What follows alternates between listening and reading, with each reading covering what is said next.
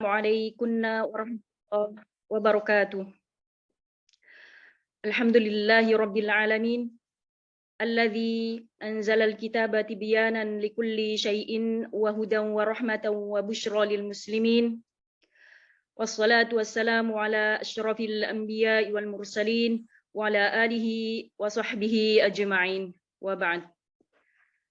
Nas'aluka ya hayyu ya qayyum an taj'alal Qur'anal 'azim rabi'a qulubina wa nura absarina wa jalaa'a hazanina wa dhahaba hammina wa ghammina ya arhamar rahimin. Allahumma inna nas'aluka 'ilman nafi'a wa rizqan thayyiba wa 'amalan mutaqabbala. Alhamdulillahi rabbil alamin. Alhamdulillahi hamdan katsiran thayyiban wa mubarakan fih. Segala puji bagi Allah, Rabb semesta alam yang telah menurunkan kitab Al-Quran sebagai penjelas segala sesuatu, sebagai petunjuk, rahmat dan kabar gembira bagi orang-orang yang berserah diri. Salawat dan salam tercurah kepada Nabi termulia Muhammad sallallahu alaihi wasallam yang diutus sebagai rahmat bagi keluarga, sahabat dan pengikutnya sampai hari kiamat. Wa ba'd. Kepada Ustadzuna sekeluarga dan tim Radio Gema Ahmadiyah, kami ucapkan jazakumullahu khairan wa barakallahu fikum atas seluruh bantuan dan amal solihnya kepada kami semua. Pada akhwatil habibat, kami juga ucapkan jazakumullahu khairan wa barakallahu fikunna atas kehadirannya. Ahlan wa sahlan wa marhaban bikunna yang baru bergabung. Semoga kajian ini bermanfaat bagi kita semua. Akhwatil habibat, patut kita terus bersyukur ya kepada Allah karena kita ada di ruang Zoom ini atas pertolongan Allah dan bentuk karunia Allah kepada kita. Semoga ini menjadi jalan kita dimudahkan mendapatkan hidayah, menjaga hidayah yang telah ada, dan Allah istiqomahkan kita semua dalam menghadiri majelis adab-adab ini sampai selesai tanpa ada yang gaib. Semoga diberikan kesehatan semua walafiat, dimudahkan meluruskan niat, serta mudah mengamalkan adab-adab tersebut. Semakin bertambah ilmu kita, semoga semakin kita menjadi hamba yang beradab, serta Allah mudahkan kita masuk syurga. Amin ya rabbal alamin. Akhwatil habibat, pertemuan kemarin satu faidah ya yang banyak dari banyaknya faidah bisa kita ambil tentang adab husnudzon kepada Allah adalah wajibnya kita berhusnudzon kepada Allah, terkhusus saat menghadapi datangnya kematian orang lain atau diri kita sendiri, dengan cara menghadirkan secara imbang sifat roja, berharap ampunan dan rahmat Allah Subhanahu wa taala, dan juga sifat khauf, takut akan azab Allah agar kita tidak terkena waswas syaitan. Kemudian ada dua macam juga cara agar kita mudah berprasangka baik kepada Allah Subhanahu wa taala, yakni dengan mengenal nama-nama dan sifat-sifat Allah dengan benar, kemudian meyakini segala sesuatu yang Allah takdirkan kepada kita seluruhnya adalah baik. Dan masih banyak lagi faidah pekan kemarin yang kita dapatkan. Semoga bagi yang tidak hadir dapat menyimak rekaman kajian sehingga ilmu yang didapatkan tidak terputus. Baiklah, malam ini kita akan belajar lagi bab adab dengan Al-Quran melalui kalamullah bersama guru kita Ustadzuna Dr. Muhammad Haikal Ali Basyarahil LCMA hafizahullah ta'ala. Dalil-dalil yang kita akan bahas bisa dilihat pada PDF di grup WA kita, yakni dalam surah Nisa ayat 82. Allah berfirman, qala Allah ta'ala, afala yatadabbaruna al-Qur'an walau kana min 'indi ghairillahi lawajadu fihi ikhtilafan katsira. Maka apakah mereka tidak memperhatikan Al-Qur'an walau kiranya Al-Qur'an itu bukan dari sisi Allah, tentulah mereka mendapatkan pertentangan yang banyak di dalamnya. Kemudian materi yang kedua, dalil dari hadis Uthman yang diriwayatkan Imam Bukhari dari Nabi sallallahu alaihi wasallam, an Uthman radhiyallahu anhu anin Nabi sallallahu alaihi wasallam qala khairukum man ta'allama al-Qur'an wa 'allamah. Dari Uthman, Nabi sallallahu alaihi wasallam bersabda, sebaik-baik kamu adalah orang yang mempelajari Al-Qur'an dan mengajarkannya. Hadis riwayat Bukhari. Insyaallah la haula wala quwata illa billah. Karena sangat pentingnya ilmu adab tersebut, diharapkan semua memperbaharui niat untuk mengangkat diri dari kebodohan, kemudian agar takut kepada Allah Subhanahu wa taala, berharap ampunan, ikut melestarikan ilmu tersebut, kemudian tidak bermudah-mudah beradab dengan seluruh seluk-beluk Al-Qur'an. Dan kami harapkan seluruh pertanyaan malam ini berkaitan dengan materi yang akan Ustadz sampaikan, karena itu salah satu bentuk adab kita bermajelis. Nah, kami persilahkan kepada Ustadz fal tatafaddal mashkura ma'jura untuk memulai kajian. Innal hamdalillah nahmaduhu wa nasta'inuhu wa nastaghfiruh wa na'udzu billahi min shururi anfusina wa min sayyiati a'malina may yahdihillahu fala mudilla lahu wa may yudlil fala hadiya lahu asyhadu an la ilaha illallah wahdahu la syarika lahu wa asyhadu anna Muhammadan abduhu wa rasuluh fa inna asdaqal hadits kitabullah wa khairul hadi hadi Muhammadin sallallahu alaihi wasallam wa syarrul umuri muhdatsatuha wa kullu muhdatsatin fid din bid'ah wa kullu bid'atin dhalalah wa kullu dhalalatin finnar amma ba'd.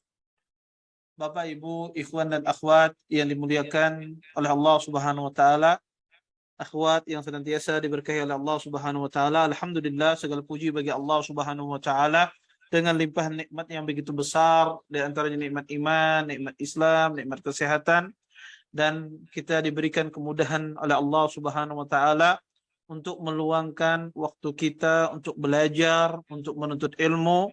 Mudah-mudahan apa yang kita cari, apa yang kita tuntut pada malam hari ini mendatangkan keberkahan di sisi Allah Subhanahu wa taala, dan kita dapat mengambil manfaat dari apa yang akan disampaikan nantinya. Akhwat yang dimuliakan oleh Allah Subhanahu wa taala, kita akan belajar adab yang berikutnya, yaitu adab dengan Al-Qur'an. Yang mana adab dengan Al-Qur'an ini adalah bagian adab dengan Allah Subhanahu wa taala. Karena Al-Qur'an merupakan kalamullah, merupakan firman Allah Subhanahu wa taala. Maka bentuk adab kita kepada Allah, kita beradab juga dengan kalamullah, beradab dengan firman Allah Subhanahu wa taala. Allah Subhanahu wa taala berfirman di dalam Al-Qur'an, Allah mengatakan, "Afala yatadabbaruna al-Qur'an walau kana min 'indi ghairillah lawajadu fi ikhtilafan katsira." Kata Allah Subhanahu wa taala, apakah mereka tidak memperhatikan Al-Qur'an? Apakah mereka tidak mentadabburi Al-Qur'an? Kalau sekiranya Al-Qur'an itu bukan dari sisi Allah Subhanahu wa taala, niscaya mereka akan mendapati pertentangan yang begitu banyak di dalam Al-Qur'an. Maka ayat ini sangat jelas, sangat gamblang menjelaskan kepada kita untuk mentadabburi Al-Qur'an, memerintahkan kita untuk memperhatikan Al-Qur'anul Karim. Kenapa? Ya, karena Al-Qur'an kalamullah. Karena Al-Qur'an merupakan firman Allah Subhanahu wa taala. Dan orang yang mentadabburi Al-Qur'an, orang yang memperhatikan Al-Qur'an, itu menjadikan dia orang yang bertakwa kepada Allah Subhanahu wa taala. Dan salah satu sebab manusia itu diadab di kuburnya, salah satu sebab seseorang itu diadab di kuburnya adalah orang yang meninggalkan Al-Qur'an. Sebagaimana disebutkan dalam hadis Bara ibn Azib, bahwasanya orang yang diadab di kuburannya adalah mereka tidur di malam hari dengan Quran. Maksudnya mereka meninggalkan Al-Quran, tidak mau membacanya, tidak mau mengulangi hafalannya, tidak mau lagi ya memperhatikan maknanya. Maka orang semacam ini bisa jadi dia diadab di kuburnya akibat dia meninggalkan Al-Quran. Dan kita berlindung kepada Allah Subhanahu wa taala jangan sampai kita diadab oleh Allah akibat kita meninggalkan Al-Quranul Karim. Taib. Bagaimana cara kita mentadabburi Al-Quran? Allah memerintahkan di dalam ayat ini menyuruh kita untuk mentadabburi Al-Quranul Karim. Pertanyaannya, bagaimana seorang muslim caranya mentadabburi Al-Quran? Maka cara seorang muslim agar dia bisa mentadabburi Al-Quran, maka yang pertama adalah hendaknya ketika kita membaca Al-Quranul Karim, ketika kita hendak tilawah Al-Quranul Karim, hendaknya kita perbaiki niat kita. Perbaiki niat kita, kita membaca hanya karena Allah. Kita membaca kalamullah hanya untuk Allah Subhanahu wa taala, bukan untuk dipuji oleh manusia. Bukan untuk disanjung oleh manusia agar dikatakan kita ini bagus bacaannya, agar dikatakan kita ini orang yang soleh, orang yang bertakwa, atau agar dikatakan kita ini orang yang fasih di dalam membaca Al-Quran. Tidak. Tetapi kita membaca Al-Quran semata-mata karena Allah Subhanahu wa taala, bukan dengan yang lainnya. Dan kita mengingat hadis Nabi SAW bahwasanya orang yang pertama kali di hari kiamat kelak diseret nanti ke api nerakanya Allah Subhanahu wa taala adalah qari'ul Quran, orang yang membaca Al-Quran. Ditanyakan kepada orang tersebut, "Madza amilta bihi?" Apa yang engkau lakukan dengan Al-Quran tersebut? Kemudian orang ini mengatakan, "Wahai ya Allah, aku membaca Al-Quran ini untukmu. Aku membaca ayat suci Al-Quran ini demimu ya Allah." Kemudian kata Allah, "Kadzabta, engkau telah berdusta. Engkau membaca Al-Quran untuk dikatakan qari, agar engkau dikatakan seorang yang ahli baca, mahir di dalam membaca Al-Quran." Maka Allah memerintahkan orang tersebut diseret ke api neraka. Jangan sampai kita terkena di dalam hadis ini, ketika kita membaca Al-Quran tidak diperuntukkan untuk Allah Subhanahu wa taala. Maka adab yang pertama adalah ikhlas. Ya, dengan ikhlas seseorang bisa mentadabburi Al-Quranul Karim. Kemudian yang kedua, agar kita bisa mentadabburi Al-Quran, agar Al-Quran itu menjadikan hati kita tenang, bergetar hati kita ketika kita membacanya. Maka yang kedua adalah kata para ulama, hendaknya seseorang bersuci ketika dia membaca Al-Quran. Bersuci yang dimasukkan di sini adalah dalam beberapa hal. Pertama, dia disunnahkan, orang kalau membaca Al-Quran, disunnahkan dia bersiwak atau bersikat gigi, membersihkan mulutnya.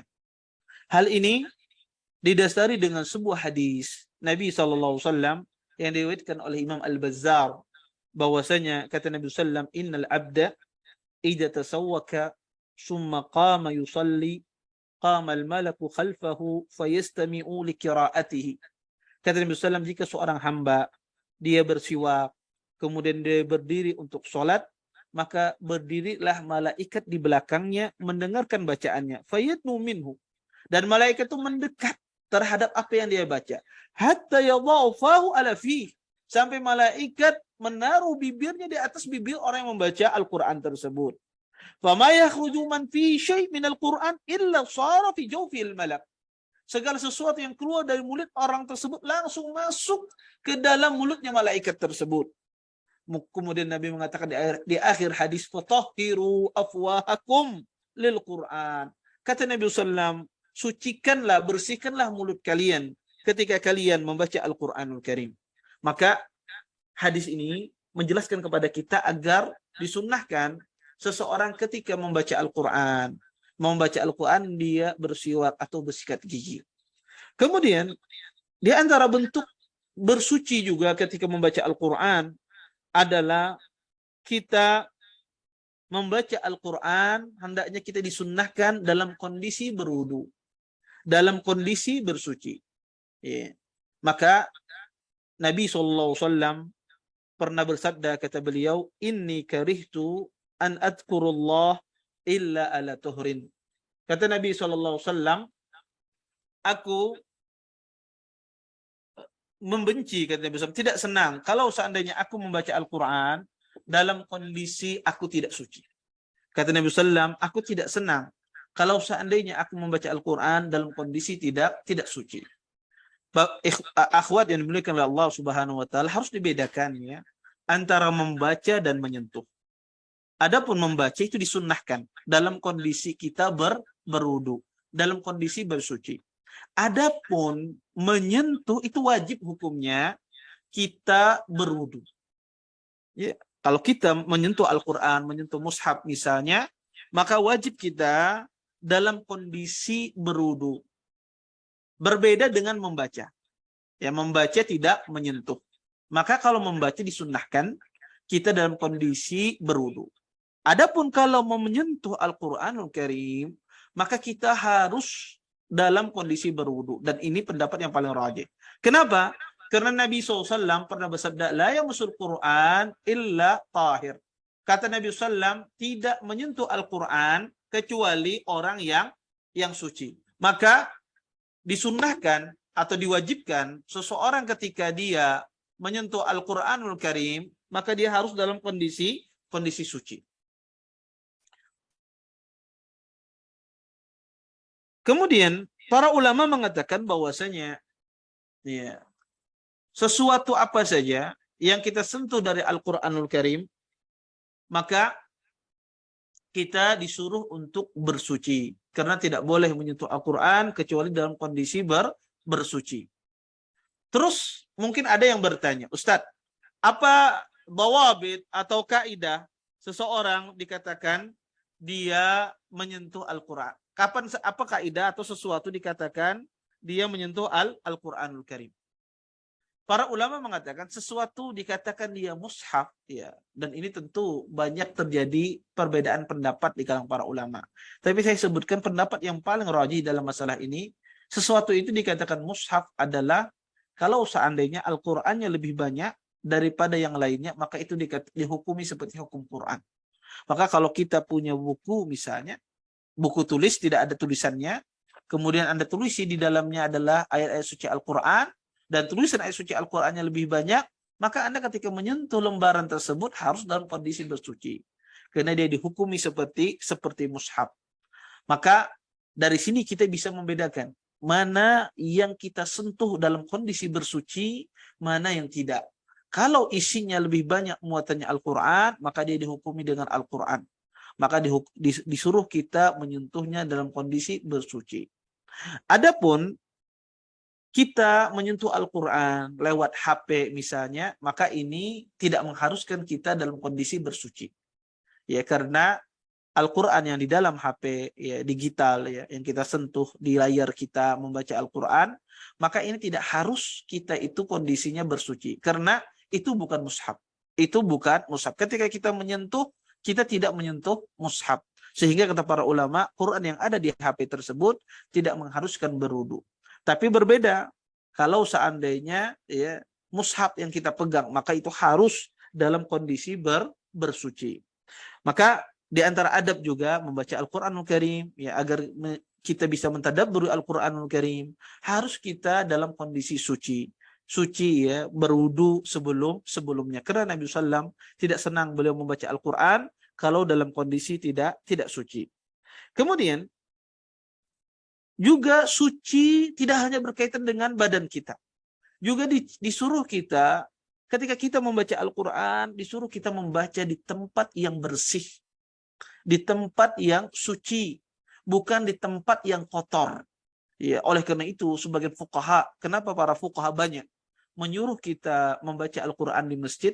Karena biasanya di masjid itu tempatnya bersih, tempatnya suci.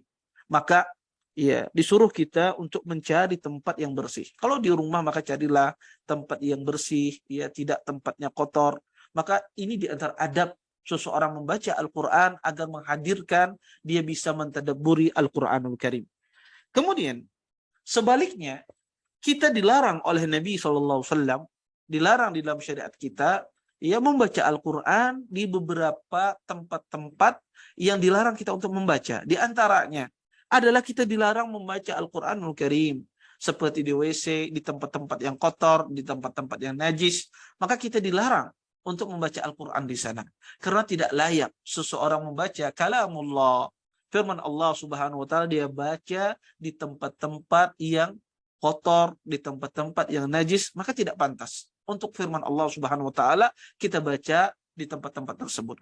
Kemudian di antara tempat juga dilarang seseorang itu membaca Al-Qur'anul Karim, ya, adalah di waktu kita ruku dan sujud di dalam salat. Di waktu ruku dan di waktu sujud dilarang oleh Nabi kita membaca Al-Qur'an di dalam salat. Berkata Ali bin Abi Thalib, "Ala inni nuhitu an aqra al-Qur'an raki'an wa sajida." Kata Ali bin Abi Thalib, saya dilarang oleh Nabi SAW membaca Al-Quran baik dalam kondisi ruku ataukah dalam kondisi sujud. Maka ini dua tempat kita dilarang membaca Al-Quran secara jelas di dalam nas, yaitu di tempat-tempat yang tidak layak seperti kamar mandi, atau seperti tempat-tempat yang kotor, tempat-tempat yang najis. Kemudian yang kedua adalah di waktu kondisi kita ruku dan sujud. Maka kita dilarang membaca Al-Quran Karim. Kemudian yang ketiga, di antara hal yang bisa menghadirkan tadabbur di dalam membaca Al-Quran, agar hati kita ketika kita membaca Al-Quran seperti disebutkan di dalam ayat, ya, idza tuliyat alaihim ayatu zadatuhum imana. Jika dibacakan ayat-ayat Allah bertambah iman mereka. Agar hati kita bisa demikian, maka di antara yang ketiga adalah ketika kita membaca Al-Quran, hendaknya kita ta'awud. Kita membaca a'udzubillahi minasyaitonir rajim. Allah Subhanahu wa taala berfirman dalam Al-Quran, "Idza qara'tal Qur'an fasta'id billahi minasyaitonir rajim." Kata Allah Subhanahu wa taala, jika kalian membaca Al-Quran, maka berta'awudlah, maka minta perlindunganlah kepada Allah, ya, dari syaitan yang terkutuk. Makanya para ulama mengatakan disunnahkan seseorang ketika membaca Al-Quran, dia disunnahkan membaca ta'awud, membaca a'udzubillahi minasyaitonir rajim. Ta'awud ini sunnahnya akhwat dan ummahat yang dimiliki oleh Allah Subhanahu wa taala dikeraskan, bukan dipelankan. Jadi ketika kita membaca ta'awud ini, sunnahnya adalah dikeraskan, bukan dipelankan. Sebagaimana dikatakan oleh Imam Al-Jazari rahimahullahu taala, kata beliau, al-mukhtar inda a'immatil qira'ah al-jahru biha. Kata Imam Al-Jazari rahimahullahu taala, beliau mengatakan pendapat yang rajih, pendapat yang kuat di kalangan para a'immah, para ulama-ulama qiraat adalah dikeraskan seseorang itu membaca ta'awud, membaca a'udzubillahi minasyaitonir rajim. Kemudian perlu dipahami bahwasanya ta'awud ini, a'udzubillahi minasyaitonir rajim ini bukan bagian dari Al-Qur'an. Banyak kita keliru menganggap a'udzubillah ini ayat di dalam Al-Qur'anul Karim, bukan. A'udzubillah, ya, ta'awud bukan ayat di dalam Al-Qur'anul Karim. Ya. Oleh karenanya para ulama mengatakan bahwasanya jangan juga seseorang ketika ta'awud ini dia sangat tasyaddud di dalam membacanya, sehingga semua sangat tasyaddud, sangat keras, ya. Artinya harus diperhatikan tarkiknya, tafkhimnya, rakhawah, makharijul huruf, sifatnya. Tidak demikian pula, karena ta'awud ini bukan bagian dari Al-Qur'an. Dan ini harus kita paham. Karena ada sebagian orang kadang-kadang berlebih-lebihan, ya, di dalam masalah ta'awud ini, seolah-olah dia seperti membaca Al-Qur'anul Karim. Karena ta'awud harus kita pahami bukan bagian dari Al-Qur'anul Karim. Oleh karena itu kata para ulama disunnahkan dia dibaca dengan suara yang keras, ya. Ya, dia dibaca dengan suara yang tinggi. Kemudian ta'awud ini dibaca hanya satu kali. Ketika kita membaca Al-Qur'anul Karim, hanya dibaca satu kali. Ya, ketika kita, ya, walaupun kita berpindah surah dari satu surah ke surah yang lain, cukup ta'awud yang pertama tadi. Maka tidak perlu lagi diulang ta'awud tersebut ketika kita membaca Al-Qur'anul Karim. Kalau membaca nanti, kalau sudah selesai, membaca lagi, baru baca ta'awud lagi. Tapi kalau masih di dalam waktu yang sama, berpindah surah ke surah lain, maka cukup satu kali. Kemudian, ketika kita mengajinya bareng-bareng, ya, ketika kita hadir di halaqah Quran dan semisalnya, kemudian ada, ya, biasanya ummahat atau akhwat menyetor kepada ustadzahnya membaca Al-Quran misalnya, maka kalau seandainya misalnya membaca surah Al-Baqarah, dimulai dari yang pertama membaca. Kemudian yang pertama ini membaca ta'awudz, kemudian dia baca surah Al-Baqarah, kemudian dilanjutkan yang kedua, ya, atau mengulang apa yang dibaca yang pertama, maka yang kedua dan yang ketiga dan seterusnya tidak perlu lagi dia ta'awudz. Cukup ta'awudz yang pertama tadi. Ketika kita berada di kelompok atau di halaqah tahsin atau di halaqah Quran, ketika semua kelompok tersebut membaca surah yang sama atau menyambungi ayat yang sama atau mengulangi surah yang sama, maka cukup satu orang. Tapi kalau berbeda-beda surah, maka setiap orang tentunya dia membaca ta'awud masing-masing. Kemudian selain ta'awud, disuruh juga ketika kita membaca Al-Quran, dan ini yang mendatangkan tadabbur, agar seorang bisa tadabbur Al-Quran. Setelah dia minta perlindungan kepada Allah, maka dia membaca basmalah. Yaitu bacaan Bismillahirrahmanirrahim. Dan Bismillah ini bagian dari Al-Quran. Maka harus dibaca dengan tartil. Ya, harus dibaca dengan tartil. Bismillah adalah bagian dari dalam Al-Quranul Karim. Apa dalilnya? Bismillah ini bagian dari dalam Al-Quranul Karim. Dalilnya adalah ijma' sahabat. Sahabat, ya, tidak ada di dalam surah Al-Quran kecuali di situ dicantumkan Bismillah. Kecuali surah Al-Bara'ah, surah At-Taubah. Maka di dalam surah At-Taubah tidak dicantumkan bacaan Bismillah.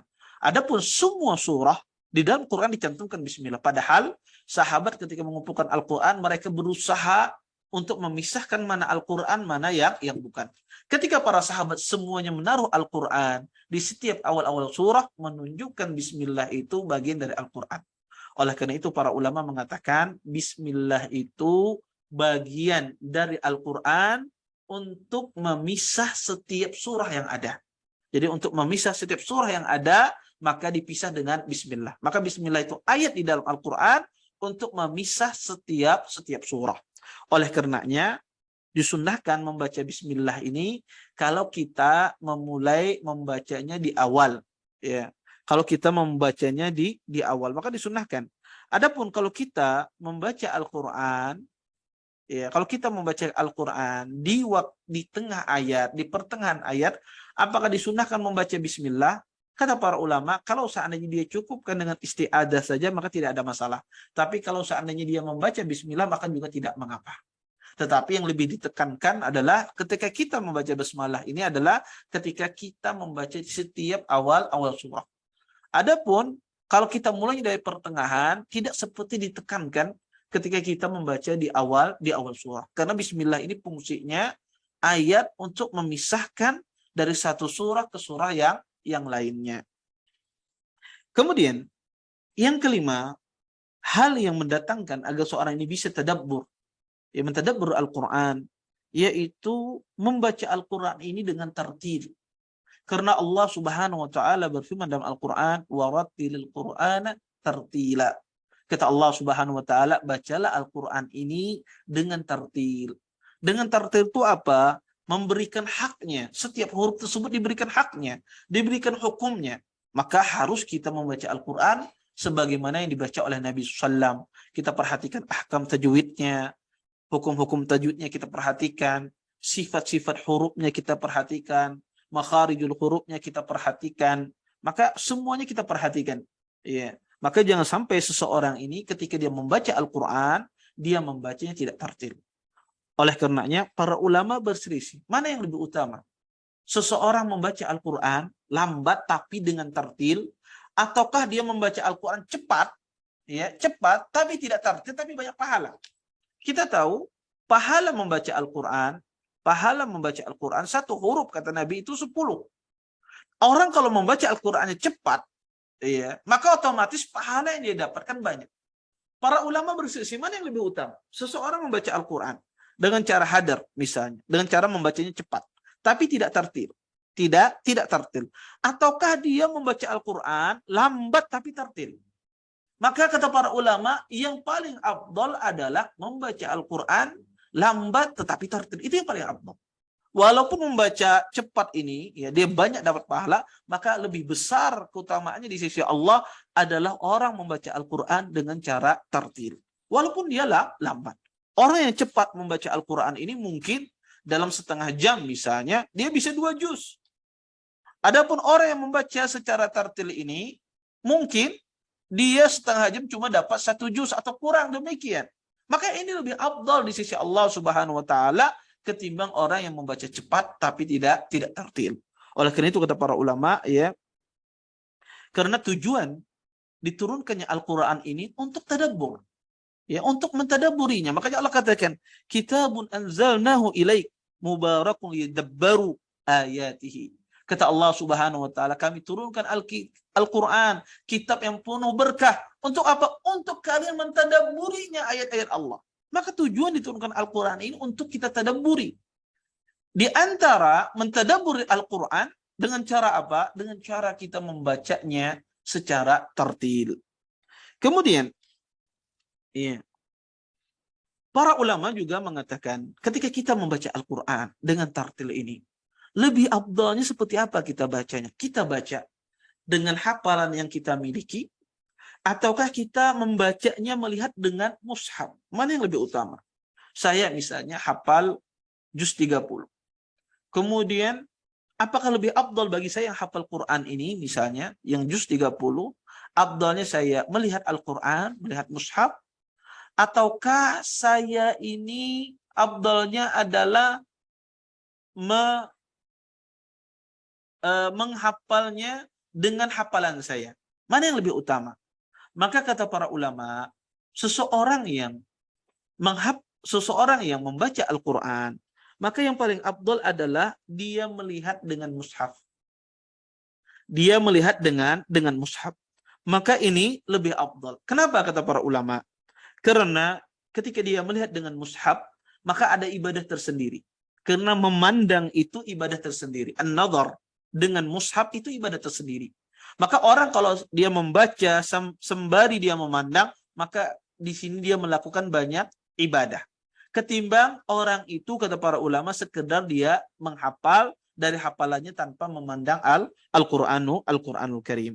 Tetapi pendapat yang paling benar di kalangan para ulama adalah, sebagaimana dikatakan oleh Imam An-Nawawi, kalau seandainya membaca Al-Qur'an dengan melihat, kalau seandainya membaca Al-Quran dengan tidak melihat itu lebih khusyuk, lebih dia bisa mentadabburi, maka afdalnya adalah dia tidak melihat. Tapi kalau seandainya sebaliknya, bahkan melihat dengan mushaf, dia lebih khusyuk, lebih tadabbur, maka tentunya dengan melihat ini yang lebih diutamakan. Tapi kalau seandainya sama, maka melihat dengan mushaf dia bisa khusyuk, tidak melihat dengan mushaf juga dia bisa khusyuk. Maka kata para ulama, kalau seandainya sama, maka yang paling afdal dalam kondisi semacam ini adalah dia melihat dengan Al-Qur'anul Karim, memandang Al-Qur'anul Karim. Dan seperti itulah Utsman bin Affan radhiyallahu taala anhu, beliau, ya, ketika membaca Al-Qur'an beliau memandang. Pada Utsman hafal Al-Qur'anul Karim, tapi beliau pandang sampai dikatakan Quran Utsman itu saking seringnya dipegang oleh beliau, saking seringnya dipandang oleh beliau, menjadi Quran beliau itu sobek, rusak. Ya. Kenapa? Karena begitu luar biasa Utsman bin Affan radhiyallahu taala anhu keseringan beliau melihat Al-Qur'anul Karim. Kemudian, ketika kita juga membaca Al-Qur'an, kata para ulama, ketika kita membaca Al-Qur'an dengan tartil, apakah membaca Al-Qur'an dengan tartil ini dikeraskan ataukah dipelankan? Seseorang membaca Al-Qur'an dengan tartil ini, apakah dikeraskan ataukah dipelankan? Terjadi khilaf di kalangan para ulama di dalam masalah ini. Sebagian ahlul ilm melihat bahwasanya, ya, membaca Al-Qur'an dengan dipelankan itu lebih utama. Kenapa kata mereka membaca Al-Qur'an itu dipelankan itu lebih utama? Ya, karena berdasarkan hadis Nabi SAW, bahwasanya kata Nabi SAW, Nabi pernah bersabda, kata Nabi SAW, al-jahir bil Quran kal jahir bis sadaqah wal musir bil Quran kal musir bis sadaqah. Kata Nabi SAW, orang yang menjaharkan Al-Quran itu seperti orang yang menampakkan dia bersedekah. Orang yang memelankan bacaan Al-Quran seperti orang yang menyembunyikan sedekahnya. Tentu yang menyembunyikan sedekah itu lebih utama ketimbang orang yang menampakkan sedekah. Kemudian, berdasarkan hadis ini, sebagian ulama mengatakan ketika kita membaca Al-Quran, afdalnya adalah dipelankan, tidak dikeraskan, ya, dengan sir. Sebagian ahlu ilmu mengatakan tidak. Di antara kita, di antara sunnah membaca Al-Quran adalah dikeraskan, bukan dipelankan. Mereka berdalil dengan hadis Nabi SAW, ma'adinallah li syai'in ma'adina li nabiyyin husnu sautin yataghanna bil Qur'an yajharu bihi. Disebut dalam sebuah hadis, Allah Subhanahu wa taala tidak mengizinkan, ya, tidak mengizinkan sesuatu seperti yang Allah izinkan kepada Nabi SAW, yaitu mengizinkan untuk mengeraskan suaranya. Maka di sini kata para ulama, berdasarkan hadis ini, mengeraskan suara membaca Al-Quran itu lebih utama ketimbang kita memelankan bacaan kita. Pendapat yang paling benar di antara dua pendapat ini adalah bahwasanya kalau seandainya mengeraskan bacaan tersebut, ya, membawa kepada riya atau mengganggu orang yang di sampingnya yang sedang sholat atau yang sedang membaca Al-Quran, terganggu dengan kerasnya bacaan Anda, maka afdalnya adalah Anda memelankannya. Tetapi jika seandainya hal tersebut tidak membawa kepada sifat riya dan tidak mengganggu orang yang di samping Anda atau orang yang sedang mengaji Al-Quran, maka afdalnya adalah dikeraskan. Afdalnya adalah dikeraskan. Sebagaimana dikatakan oleh Imam An-Nawawi rahimahullah ta'ala. Kemudian, di antara hal yang bisa mendatangkan tadabbur Al-Quran, ya, yang keenam adalah kita membaguskan bacaan Al-Quran kita. Membaguskan suara kita ketika kita membaca Al-Quran. Karena Nabi SAW pernah bersabda, kata Nabi SAW, laisa minna man lam yataghanna bil Quran. Bukan dari kami, kata Nabi SAW, orang yang tidak membaguskan bacaannya dengan Al-Quran. Maka bukan dari kami, kata Nabi SAW, orang yang tidak membaguskan bacaannya dengan Al-Quran Karim. Hadis ini dikeluarkan oleh Imam Bukhari. Maka disuruh kita sebagai seorang muslim atau seorang mukminah, seorang muslimah, ketika membaca Al-Quran dibaguskan suaranya. Ustaz, suara saya jelek, tidak ada masalah. Bukan maksud di sini jelek. Kita berusaha untuk membaguskan bacaan kita. Membaguskan bacaan adalah membaca sesuai dengan hukum tajwid. Kemudian di antara hal yang mendatangkan tadabbur Al-Quran, ya, adalah kita disuruh untuk membaca Al-Quran itu sesuai, ya, tabiat kita. Maksudnya tabiat, ya, sesuai dengan tidak ditakalluf, tidak dipaksa-paksa. Ada sebagian orang ketika membaca Al-Quran itu memaksa-maksa dia cara membacanya. Maka sesuai dengan natural. Ya, membacanya itu sesuai dengan natural kita, tabiat kita. Ya. Ada orang, kaum laki-laki misalnya, ketika dia membaca Al-Quran, dia pelankan suaranya seperti perempuan. Ini terlarang, ini tidak boleh. Ya.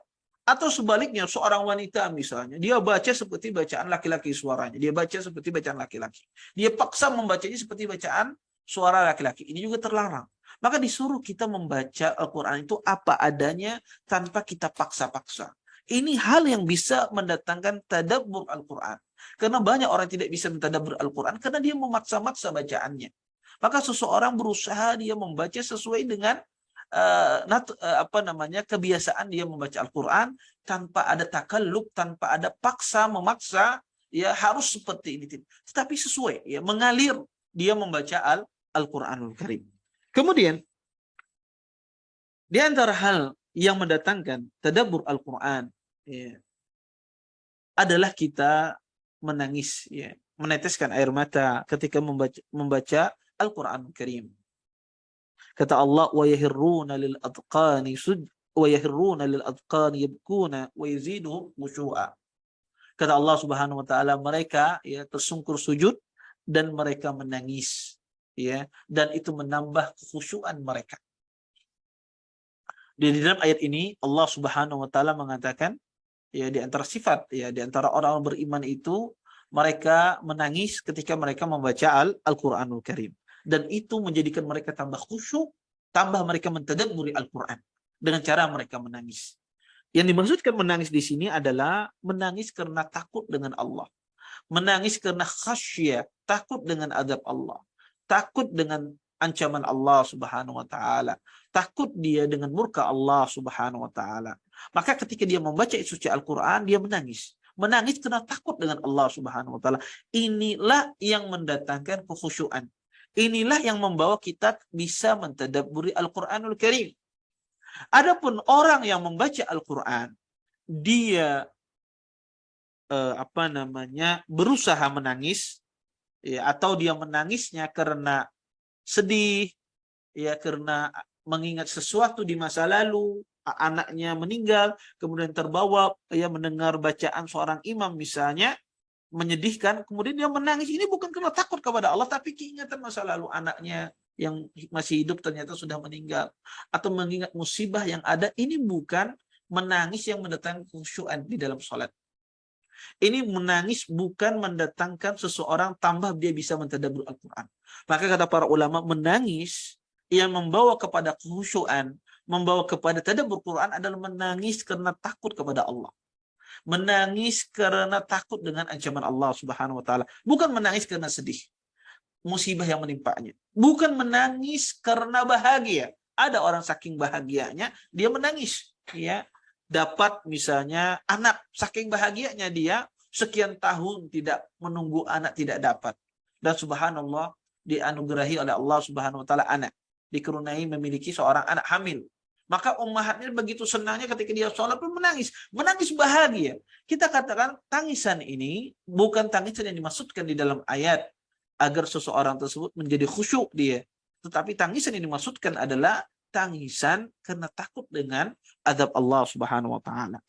Kemudian di antara ya, hal juga yang kita disunnahkan ya, yang bisa mendatangkan tadabbur ya, ketika kita membaca ayat azab ya, ketika lewat pada kita ayat azab atau ayat yang berisi rahmat, maka seorang muslim dan seorang muslimah ketika dia membaca ayat yang berisi azab, maka dia minta perlindungan kepada Allah.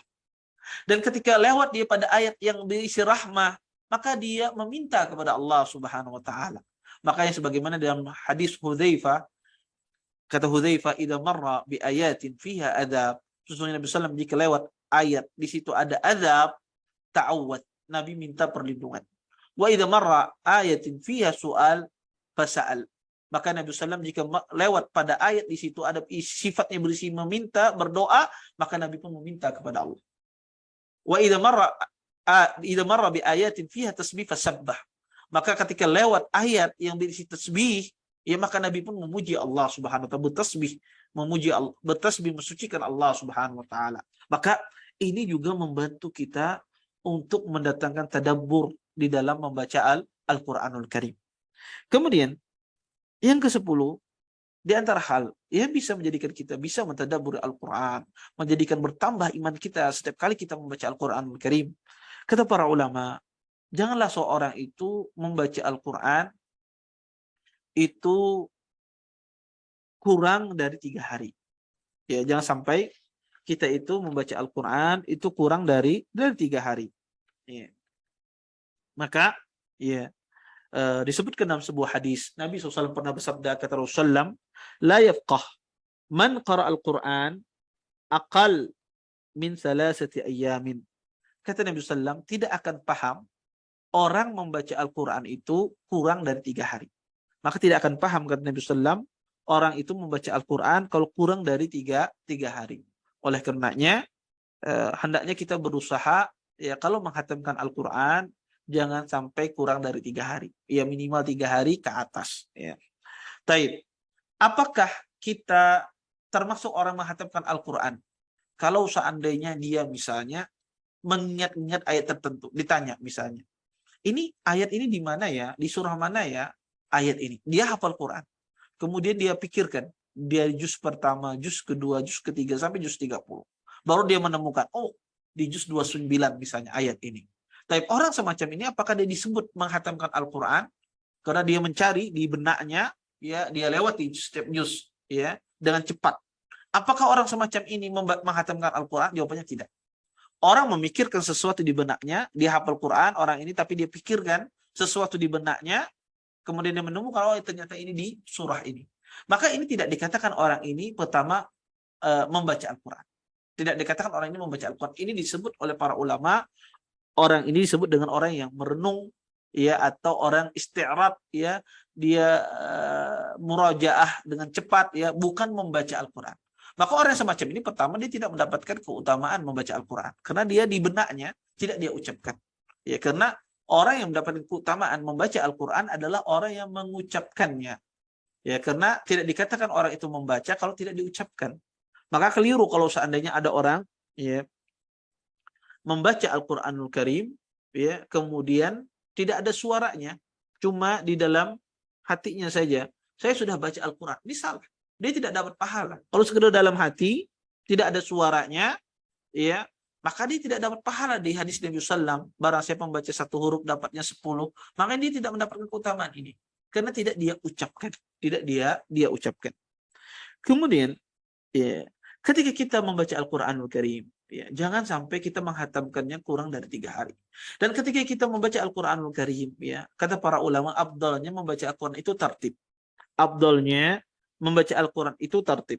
Kalau seandainya kita tidak bisa tertib membaca Al-Quran, tidak bisa tertib membaca Al-Quranul Karim, boleh tidak? Contoh misalnya, membaca surah Ali Imran baru surah Al-Baqarah, atau membaca surah Al-Ma'idah baru surah An-Nisa. Boleh tidak orang membaca Al-Quran demikian? Jawabannya boleh. Tidak ada masalah. Nabi SAW, beliau pernah membaca Al-Quranul Karim ketika sholat malam. Beliau membaca surah Al-Baqarah, kemudian langsung membaca surah An-Nisa, baru membaca surah Ali Imran. Maka kata para ulama tidak mengapa kalau seandainya orang tersebut tidak tertib membaca Al-Quran. Tetapi afdalnya adalah ketika dia membaca Al-Quran, berusaha dia membaca Al-Quran itu tertib sesuai dengan urutan surah yang telah ditentukan oleh para sahabat Nabi SAW. Kemudian, yang ke-11, yang bisa mendatangkan kita tadabbur di dalam membaca Al-Quranul Karim, yaitu hendaknya kita ini ketika lewat ayat yang berisi tentang sujud tilawah, maka kita sujud. Jangan sampai ada ayat-ayat yang berisi sejadah, ayat-ayat sujud tilawah, kita tidak sujud. Ya, maka disuruh kita untuk sujud. Nabi SAW setiap beliau lewat ayat yang terdapat padanya sajadah, perintah untuk sujud, maka Nabi SAW sujud. Ya. Dan ini kita diperintahkan untuk sujud tilawah ini. Ya, sujud tilawah ini, ya, tidak perlu seseorang pakai takbir. Langsung saja ketika dia membaca, ya, langsung dia sujud tanpa ada takbir. Ustadz, mungkin ada yang bertanya, Ustadz, saya pas membaca Al-Quran, kondisi saya misalnya tidak dalam kondisi berwudu. Apakah boleh sujud tilawah? Boleh. Tidak mengharuskan sujud tilawah itu harus dalam kondisi bersuci. Atau mungkin ada yang bertanya, Ustadz, saya ketika membaca Al-Quran, saya tidak menutup aurat. Ya, ada aurat saya tersingkap, saya pakai baju rumah misalnya. Apakah boleh saya sujud? Tidak ada masalah. Karena tidak mengharuskan sujud tilawah itu seseorang menutup aurat seperti di dalam sholat. Ya, tidak mengharuskan demikian. Sehingga jangan sampai terlewatkan kesempatan ketika Anda membaca ayat berisi tentang ayat sajadah, maka sujud. Walaupun Anda tidak dalam kondisi bersuci. Walaupun Anda mungkin pakaiannya tidak seperti di dalam sholat, maka sujud. Karena tidak mengharuskan orang sujud tilawah itu harus dalam kondisi dia menutup auratnya. Dan tidak perlu bertakbir, tinggal langsung sujud. Dan bangkitnya pun juga demikian, tidak perlu ada takbir, tidak perlu ada salam. Kemudian, di antara hal juga, ya, yang bisa mendatangkan tadabbur ketika kita membaca Al-Quran, sebagian ahlul ilm menganjurkan ketika kita membaca Al-Quran hendaknya menghadap kiblat. Ya. Ada hadis di dalam masalah ini, tetapi hadisnya lemah. Sebagaimana dikeluarkan oleh Imam Tabrani, kata beliau, khairul majalis mastaqbala bihil kiblah. Sebaik-baik majelis, ya, adalah yang menghadap kiblat. Tetapi hadis ini adalah hadis yang lemah. Ya, hadis ini adalah hadis yang lemah. Tapi kata para ulama, tentu menghadap kiblat itu lebih baik ketimbang seseorang itu mengaji tidak menghadap kiblat. Tetapi ini bukan sesuatu yang wajib, ya, tetapi para ulama mengatakan itu lebih baik saja ketimbang dia mengaji itu tidak menghadap kiblat. Walaupun tidak ada dalil yang sharih, yang sahih di dalam masalah ini. Kemudian disunnahkan pula kalau seandainya orang tersebut ya bisa dia belajar bersama-sama membaca Al-Qur'an, belajar dibimbing oleh seorang guru, maka ini lebih baik tentunya. Ya, agar tidak salah di dalam membaca Al-Quran. Kalau ada salah, dia dibimbing. Hal ini berdasarkan hadis Nabi SAW, wa majtama qaumun fi baitin min buyutillah yatluna kitab Allah wa yatadarasuna bainahum illa nazala alaihim sakinah. Kata Nabi SAW, tidak suatu kaum berkumpul di salah satu rumah dari rumahnya Allah dan mereka saling mengajarkan dan membaca Al-Quran. Maka kata para ulama, kalau bisa orang itu membaca Al-Quran, ada yang membimbing, itu yang tentu itu lebih baik. Ya, bagi orang yang butuh bimbingan. Ya, dan dimaksudkan dibimbing di sini ya adalah seseorang mengaji bersama seorang ustadz atau seorang ustadzah, ya, dan dibimbing. Ya, dibimbing cara mengajinya. Bukan yang dimaksudkan berkumpul di sini adalah mengaji bareng-bareng, ya, yang ini mengaji kemudian disambung dengan ini, ya, dan seterusnya. Maka ini tidak demikian dimaksudkan. Tetapi maksudkan di sini ada ta'lim dalam rangka mengajarkan. Kalau Imam Syatibi mengkategorikan bahwasanya orang yang tadwir halaqah, ya, berkeliling, ya, kemudian ini membaca ayat, kemudian dilanjutkan yang ini, kemudian dilanjutkan yang ini, bukan dalam rangka ta'lim, ini tidak dianjurkan. Tapi kalau dalam rangka ta'lim, belajar, membetulkan bacaan, maka ini tidak ada masalah. Tidak ada masalah, ya. Bahkan dianjurkan di dalam hadis ini seseorang berkumpul membaca Al-Qur'an, ya, satu membaca kemudian dibetulkan kalau ada yang salah, kemudian yang lain mengulanginya, ataukah yang lain melanjutkan atau membaca bersama-sama, kemudian gurunya membenarkan, maka ini tidak mengapa dalam rangka belajar. Adapun jika tidak dalam rangka belajar, ya, ini yang disebutkan oleh para ulama tidak disyariatkan. Taib.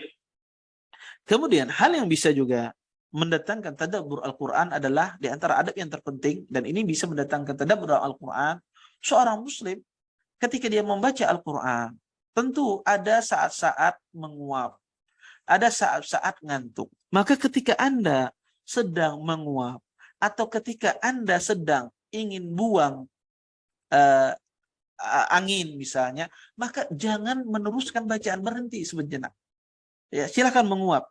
Berhenti sejenak. Kalau ingin buang angin, berhenti sejenak. Jangan dia buang angin sembari dia membaca Al-Quranul Karim. Kenapa? Karena Nabi SAW pernah bersabda dalam sebuah hadisnya. Kata Nabi SAW, "Idza qama ahadukum minal lail fasta'jama al-Quran ala lisanih falam yadri ma yaqul falyattaji." Kata Nabi SAW, jika salah seorang di antara kalian bangun malam, kemudian lisannya terbelenggu, ya, untuk membaca Al-Quranul Karim, sehingga dia susah lisannya membaca Al-Quran, dia tidak tahu. Karena saking ngantuknya, kata Nabi, dia tidak tahu apa yang dia ucapkan, maka lanjutkan tidurnya. Disuruh oleh Nabi orang ini melanjutkan tidurnya. Kenapa? Karena takutnya dia nanti mendoakan kejelekan untuk dirinya. Karena dia saking ngantuknya tidak tahu apa yang dia ucapkan. Para ulama mengkiskan hal ini seperti orang yang menguap. Orang ketika dia menguap, otomatis ketika dia membaca mungkin ada yang salah. Ya, ada sesuatu mungkin yang keliru. Maka ini dilarang. Ya, oleh karena itu berhenti sejenak, selesaikan menguapnya, baru dia lanjutkan membaca. Sebab itu pula ketika sedang buang angin, maka buang anginnya terlebih dahulu, baru dia lanjutkan membaca. Dan tentunya sebagaimana kita katakan, afdalnya adalah dia berwudu. Pernah ada seorang rawi bertanya kepada Atha, seorang tabi'in. Ya, orang ini bertanya kepada Atha, qultu li Atha, aqra al-Quran fayakhruju minhu ar-rih. Kata orang ini, wahai Atha, apakah aku membaca Al-Quran sedangkan pada saat aku membaca Al-Quran keluar kentut angin? Kata Atha, tamassak anil Quran hatta tanqadi ar-rih. Kata beliau, berhenti engkau membaca Al-Quran sampai angin itu keluar, baru engkau lanjutkan membaca Al-Quran. Kemudian di antara hal juga yang mendatangkan tadabbur Al-Quranul Karim adalah kita, ya, tidak memutus bacaan kita dengan berbicara dengan orang yang di samping kita. Kebanyakan orang tidak bisa tadabbur dia membaca Al-Quranul Karim karena dia memutus bacaannya dengan pembicaraan orang lain. Dia ajak bicara dengan orang sampingnya, dia tutup Al-Qurannya. Maka kata para ulama, jangan kita putus bacaan Al-Quran kita dengan perbincangan kecuali dalam kondisi darurat. Seperti orang salam, kita jawab, orang bersin, kita jawab, atau ada sesuatu yang penting, hajat darurat. Kalau tidak penting, ada orang mengajak kita bicara, kita kasih isyarat, saya mau baca dulu. Saya mau baca dulu, selesaikan saya baca. Iya. Dan ini di antara adab kita dengan Al-Quranul Karim. Karena banyak orang, apalagi mengajinya bersama-sama, ya di masjid atau di rumah, ya baru dia membaca 3 ayat, 4 ayat, kemudian diputus dengan pembicaraan. Oh iya, akhirnya lanjut. Maka ini yang tidak bisa mendatangkan tadabbur di dalam hati kita untuk mentadabburi Al-Quranul Karim. Kemudian di antara hal juga, dan ini ya masuk pada hadis yang kedua, yaitu hadis Utsman bin Affan radhiyallahu taala anhu. Ya, Nabi SAW ya, pernah bersabda, kata Nabi, khairukum man ta'allama al-Quran wa 'allamahu. Sebaik-baik kalian adalah orang yang mengajarkan Al-Quran, ya, orang yang belajar Al-Quran dan mengajarkannya. Maka sebaik-baik manusia adalah orang yang belajar Al-Quran dan mengajarkannya. Dan subhanallah, ya, dikatakan Anda orang yang paling baik oleh Nabi SAW ketika Anda belajar Al-Quran dan mengajarkannya. Oleh karena itu, ya, para ulama mengatakan disuruh kita ini bersabar, ya, bersabar dalam belajar Al-Quran Karim. Nabi SAW mengatakan, al-mahir, orang yang mahir dalam membaca Al-Quran, ma'as-safatil kiramil bararah, bersama malaikat. Dan orang yang tertatih-tatih membaca Al-Qurannya, falahu ajran, dia mendapatkan 2 pahala. Masya Allah. Orang yang bagus bacaannya dapat pahala, orang yang tertatih-tatih membaca Al-Quran, maka juga dapat 2 pahala. Maka bersabar dalam membaca Al-Quran, bersabar dalam belajar membaca Al-Quran. Dan ini bentuk adab kita dengan Al-Quran. Ya, dan kalau Anda ingin menjadi orang yang terbaik, maka bersabar di dalam membaca Al-Quranul Karim. Kemudian yang kedua, kata para ulama, ya, di antara juga menjadi, ya, di antara adab kita dengan Al-Quranul Karim, ya, di antara bentuk kita, ya, memuliakan Al-Quranul Karim adalah kita itu, ya, jangan sampai gara-gara kita ingin belajar Al-Quran ataupun semisalnya, atau ta'ajub dengan Al-Quranul Karim, ingin memuliakan Al-Quranul Karim dan semisalnya, tetapi bukan pada tempatnya. Seperti apa contohnya? Seperti misalnya dia tulis di rumahnya, di dinding rumahnya, kaligrafi di rumahnya, ukiran-ukiran rumahnya dengan ayat suci Al-Quran, atau di baju-bajunya dengan ayat-ayat suci Al-Quran. Maka kata para ulama, hal ini dimakruhkan.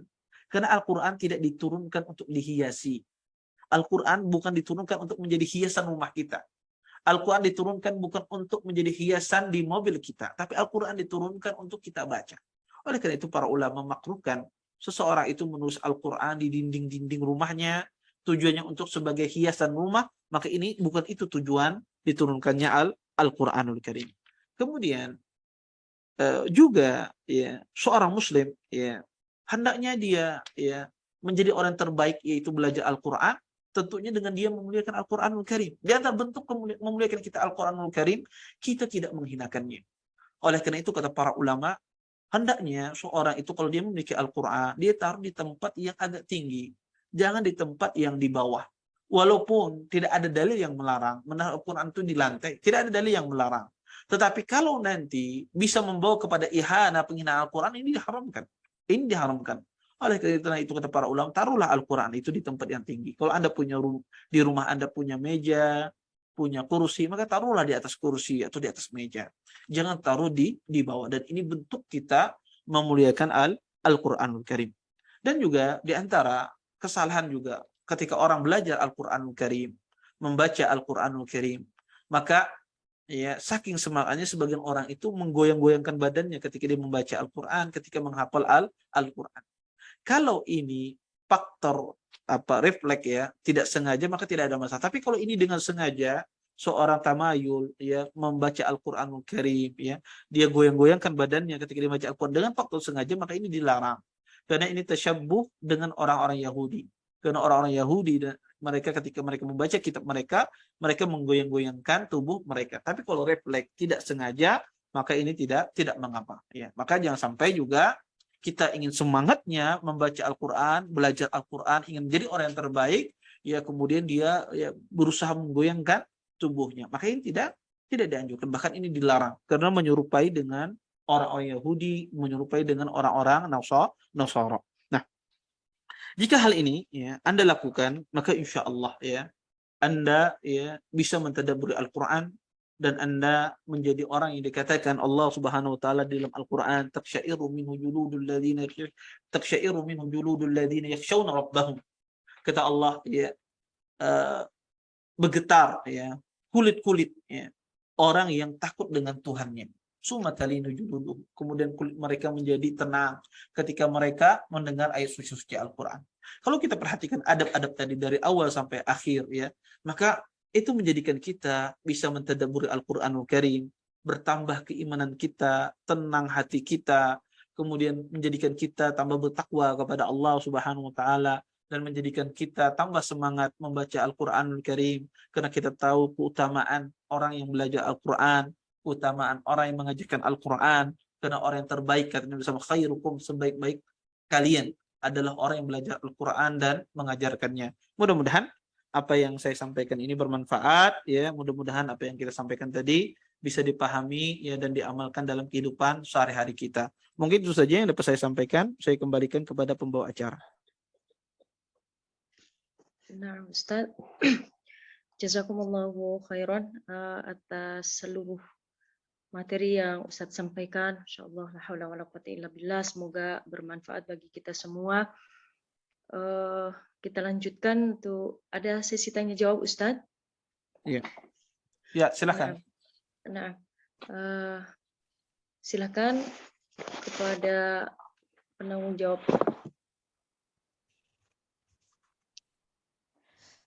Naam, alhamdulillah. Jazakumullahu khairan Ustazah Umi Atiyah atas waktunya. Alhamdulillah ya Ummahat. Kita memasuki sesi tanya jawab.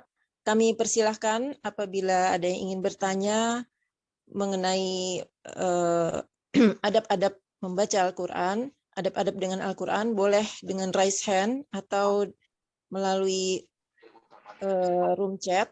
Kami persilahkan. Baik, kita kasih kesempatan yang pertama kepada yang raise hand dulu ya, Ummahat. Kami persilakan kepada Ibu Ane Yunita. Untuk... Bismillah. Ya, nah. Assalamualaikum. Waalaikumsalam warahmatullahi wabarakatuh. Ya, Ustadz, saya mau tanya tentang tadi kan tidak boleh disunahkan ya, tidak boleh lebih dari 3 hari, kurang dari 3 hari dalam menghatamkan Quran. Tapi apabila itu bentuknya seperti di pesantren gitu, ada ujian, misalnya dia memang harus menghatamkan Quran 30 juz selama ini, terus ada ujiannya setahun sekali gitu. Dia selesaikannya dalam jangka waktu 15 jam. Bagaimana, apakah itu termasuk dalam larangan atau enggak gitu, Ustaz? Iya. Jazakallah khairan atas pertanyaannya. Pertama, larangan membaca Al-Quran, menghatamkan Al-Quran kurang dari 3 hari itu sifatnya makruh ya. Sifatnya makruh, bukan pengharaman. Ini yang pertama. Kemudian yang kedua adalah apakah boleh kita menghatamkan Al-Quran kurang dari 3 hari kalau ada sesuatu hajah, ada sebab. Maka kata para ulama, kalau ada sebab tertentu maka tidak ada masalah. Semacam seseorang mengulang hafalannya, murojaah hafalannya karena ada ujian dan semisalnya, maka ini tidak mengapa. Atau seseorang ketika berada di waktu-waktu yang fadil, di waktu-waktu yang utama, seperti berada di bulan Ramadan. Maka di antara salaf itu ada yang menghatamkan Al-Quran dalam 1 hari, ya ada yang menghatamkan Al-Quran kurang dari 3 hari. Maka dalam waktu-waktu yang fadil, dalam waktu-waktu yang utama, maka tidak ada masalah. Atau di dalam waktu yang hajah, dia mengulang hafalannya karena ada tes, ada ujian tertentu, kemudian dia baca dalam 1 hari, maka tidak ada masalah. Karena ini adalah tujuannya bukan membaca Al-Quran, tetapi tujuannya adalah dia ingin mendapatkan nilai atau ingin lulus dari sebuah tes, maka ini kata para ulama tidak ada masalah dalam kondisi semacam ini. Wallahu taala alam. Naam, semoga bisa difahami oleh yang bertanya. Selanjutnya kami persilahkan kepada Ibu Arinda Umu Lukman. Silahkan dibuka mikrofonnya. Assalamualaikum Ustadz. Waalaikumsalam warahmatullahi wabarakatuh. Ustadz, apakah boleh wanita haid membaca Al-Quran, mengajarkannya, atau menyentuhnya dengan dilapisi kain atau sebagainya? Dan apakah boleh menyentuh mushaf yang ada terjemahannya? Terima kasih Ustadz. Barakallahu fiik. Ya, jazakallahu khairan atas pertanyaannya. Adapun wanita haid, boleh tidak dia membaca Al-Quran? Pertama, insya Allah berdasarkan pendapat yang rajih boleh. Karena tidak ada dalil yang melarang wanita haid itu membaca Al-Quran. Yang kedua, apakah boleh wanita haid menyentuh Al-Quran? Jawabannya tidak boleh. Ya, perlu dibedakan membaca dan menyentuh. Kalau menyentuh itu tidak boleh. Taib. Bagaimana orang haid? Boleh tidak? Kalau seandainya dia tidak boleh menyentuh Al-Quran, boleh tidak dia pakai sarung tangan? Maka kalau seandainya dia bisa menghindari ya dengan sarung tangan, misalnya dengan kayu atau pembatas semacam itu, dia bolak-balik dengan pembatas atau minta bantu orang lain membalikkan, maka ini yang lebih afdal. Tapi kalau seandainya tidak bisa dan dia harus mengulang hafalan Qur'annya, kalau dia tidak baca akan lupa, akan hilang hafalannya, apalagi haidnya waktunya lama, maka insya Allah tidak mengapa dia menyentuh Al-Quran dengan pakai sarung tangan. Ya, dan ini salah satu pendapat dari mazhab Hambali. Ya, bahwasanya tidak mengapa kalau seandainya ada hajat tertentu, takut hafalannya hilang dan tidak ada yang membantu yang menyimakinya dia, maka dalam kondisi semacam ini maka insya Allah tidak mengapa dia pakai sarung tangan semacam itu. Wallahu taala alam. Naam Ustaz, jazakumullahu khairan atas jawabannya. Ummahat, kita beralih sebentar ke pertanyaan yang ada di chat. Masya Allah, banyak sekali ini Ustadz pertanyaannya. Mudah-mudahan cukup waktunya nanti ya. Pertanyaan pertama Ustadz, Barakallahu fiik Ustadz, apabila kita menyentuh buku Iqra atau tamhid ketika mengajarkannya kepada anak, apakah sama hukumnya harus berwudu? Karena di situ juga ada potongan dari ayat-ayat Al-Quran. Ya. Jazakallahu khairan atas pertanyaannya. Tadi sedikit ya saya menyambung, saya kelupaan. Ya, pertanyaan ini mengingatkan saya pertanyaan Ibu tadi. Menyentuh buku tafsir. Apakah sama dengan menyentuh Al-Quranul Karim? Maka kalau buku tafsir, maka tidak ada masalah disentuh. Walaupun Anda dalam kondisi haid ataukah dalam kondisi tidak suci. Karena buku tafsir bukan mushaf atau buku terjemahan. Kalau buku terjemahan, ya terjemahan Al-Quranul Karim, tafsir Al-Quranul Karim, maka kalau isinya lebih banyak, ya tentu terjemahan itu lebih banyak daripada Al-Quran. Maka insya Allah tidak mengapa dia menyentuhnya berdasarkan tadi pengertian kita. Selama yang lebih banyak itu bukan Al-Qurannya, maka insya Allah tidak mengapa. Tidak mengharuskan menyentuhnya seperti menyentuh mushaf. Nah, seperti itu pula ketika buku Iqra. Adapun buku Iqra tidak ada masalah. Anda sentuh tanpa berwudu, walaupun dalam kondisi haid tidak mengapa, karena itu bukan mushaf. Sebab itu pula buku tamhid dan semisalnya, maka tidak mengapa Anda sentuh tidak walaupun dalam kondisi tidak suci. Baik itu dalam kondisi haid ataupun kondisi junub, maka tidak ada masalah dia menyentuhnya. Karena itu bukan mushaf. Wallahu taala alam. Nah, Ustadz, pertanyaan selanjutnya. Ahsanallahu ilaikum Ustadz. Semoga Ustadz dan keluarga diberikan keberkahan usia, juga musyrifah dan seluruh kaum muslimin. Amin. Allahumma amin. Izin bertanya Ustadz. Pertanyaan pertama, salah satu waktu di antara yang dilarang membaca Al-Quran ketika ruku dan sujud. Apabila ada doa dari penggalan surah dibaca ketika sujud, apakah itu juga termasuk membaca Al-Quran dan juga dilarang, Ustadz? Misalkan salah satu ayat ke-6 pada surah Al-Fatihah. Ya. Jazakallahu khairan atas pertanyaannya. Kalau seseorang berdoa di waktu ruku dan sujud, tentunya boleh kita berdoa di waktu ruku dan sujud. Karena Nabi SAW memerintahkan, ya, fa'aktsirud doa. Kata Nabi SAW, banyaklah doa di waktu sujud. Maka ketika Anda berdoa di waktu sujud, kebetulan doanya adalah bagian dari ayat Al-Quran. Seperti Rabbana atina fid dunya hasanah. Boleh tidak doa ini kita ucapkan di waktu sujud ataukah di waktu ruku ketika kita berdoa? Sedangkan ini bagian dari Al-Quranul Karim. Jawabannya boleh. Selama niatnya Anda membaca doa, bukan membaca Al-Quran, maka tidak mengapa. Selama yang Anda meniatkan membaca ini, bukan membaca Al-Quran, tapi niatnya adalah berdoa, maka tidak mengapa. Dan hal ini pernah ditanyakan kepada Lajnah Komite Tetap Ulama Saudi Arabia, ya, Lajnah Daimah, ya, maka mereka menjawab tidak masalah, ya, tidak mengapa selama diniatkan untuk berdoa, bukan untuk membaca Al-Quranul Karim. Wallahu ta'ala alam. Baik, Ustadz. Pertanyaan kedua dari orang yang sama. Ketika kita membaca Al-Quran, kemudian berhenti karena menegur anak atau menjawab pertanyaan dari suami, apakah kita perlu mengulang ta'awudz, Ustadz? Iya. Jazakallahu khairan atas pertanyaannya. Kalau seandainya kita mengaji, kemudian ada orang yang bertanya, kemudian kita jawab, apakah buang tahu? Tidak perlu. Cukup sekali saja yang di awal tadi, tidak perlu. Ya.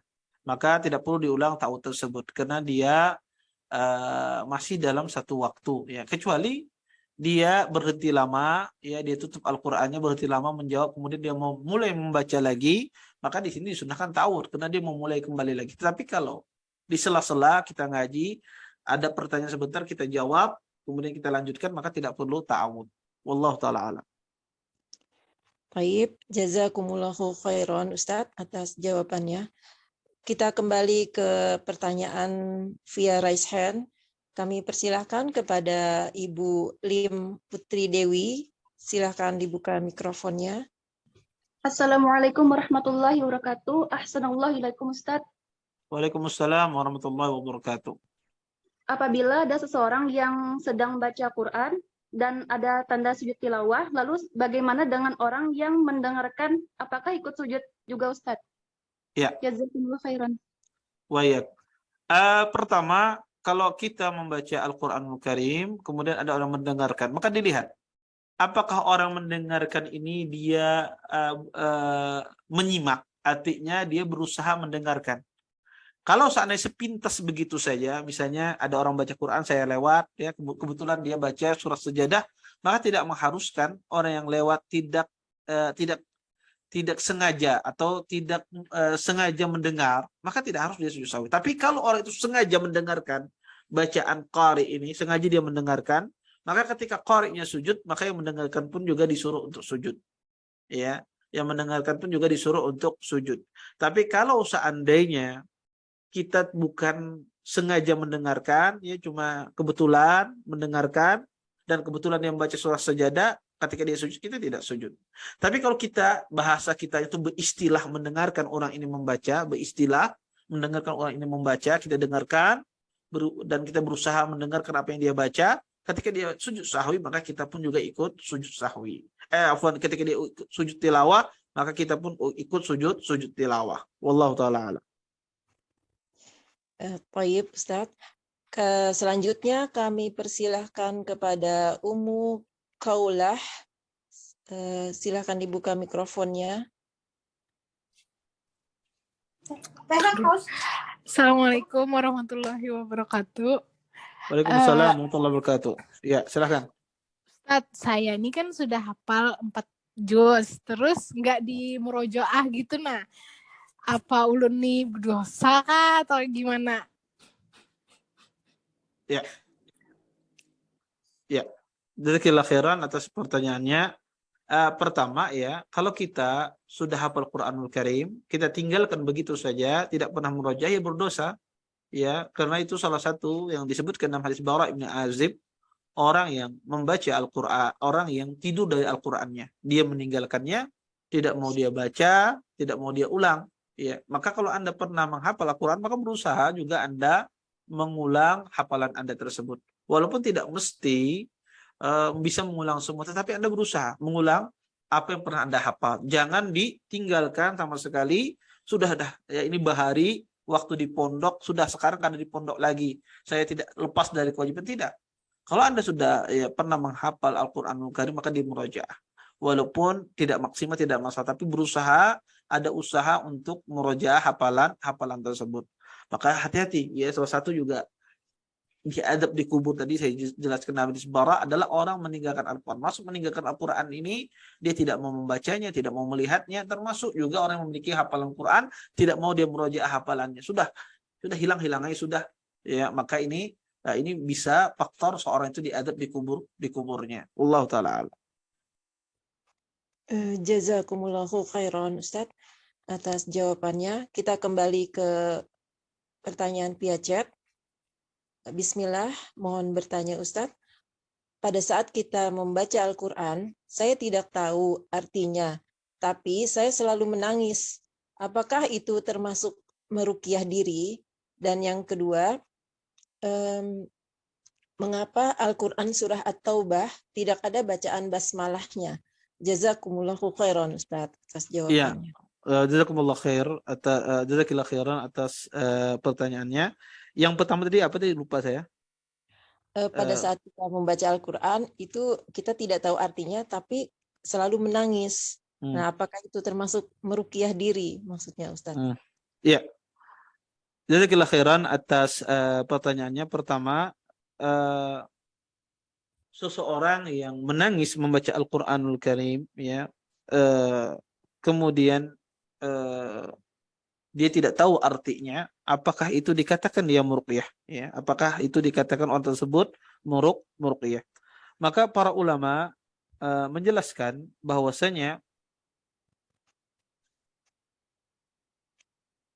bisa jadi orang tersebut ketika dia membaca Al-Qur'anul Karim, dia menangis, dia tidak tahu artinya, bisa jadi disebabkan faktor yang banyak. Di antara faktornya dia teringat masa lalu. Ya, ada masa sedih, dia teringat, akhirnya dia menangis karena sedih.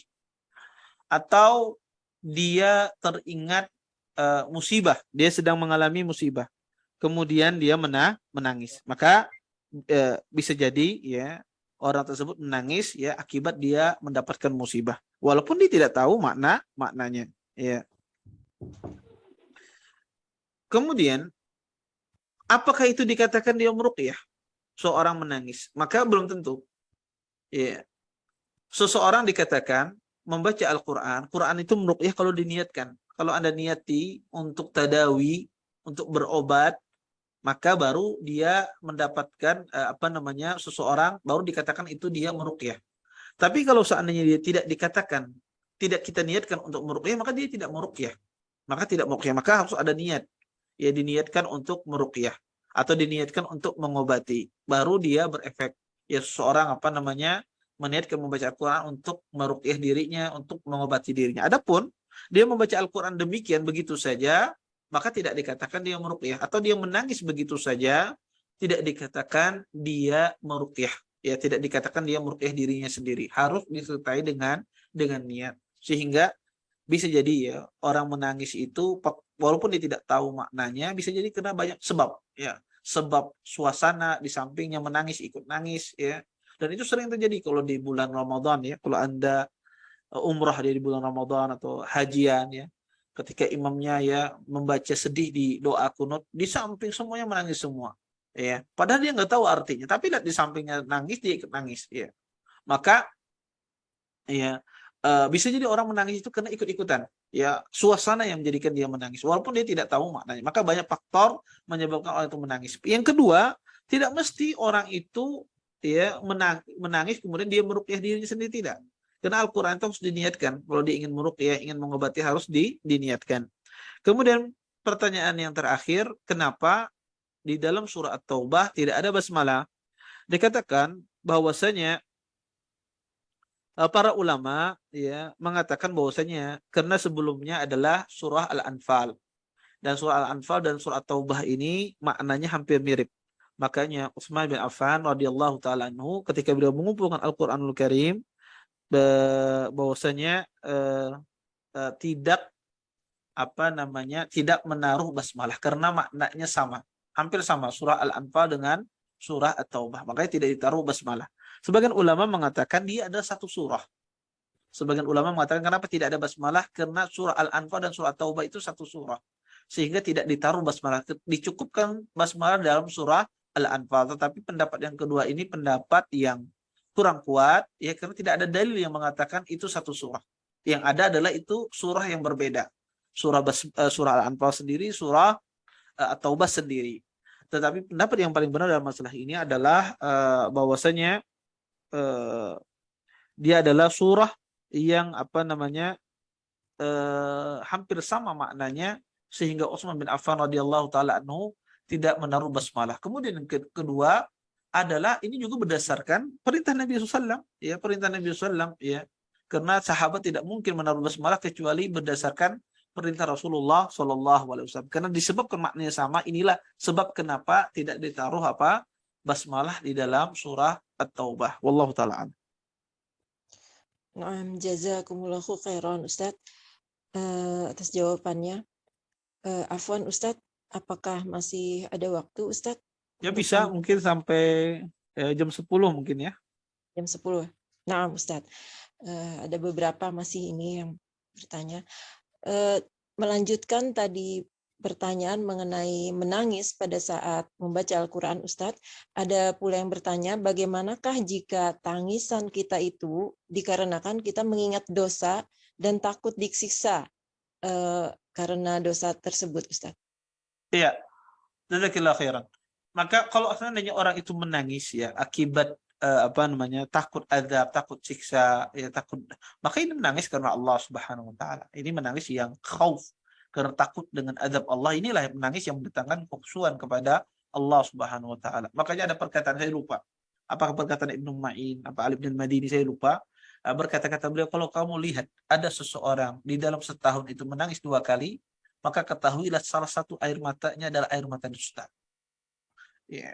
Kenapa beliau mengatakan demikian? Karena susah sekali orang itu menangis karena Allah.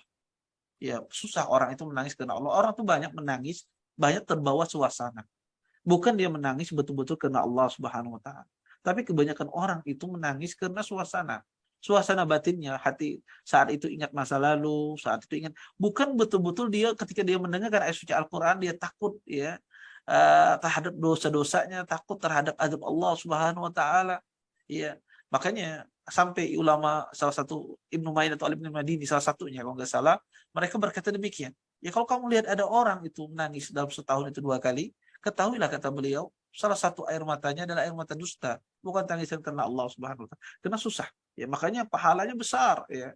Luar biasa ya kemuliaan yang didapatkan seseorang yang matanya menangis karena Allah ya. Mendapatkan keutamaan yang luar biasa, banyak disebutkan di dalam hadis Nabi SAW, tetapi itu sangat susah.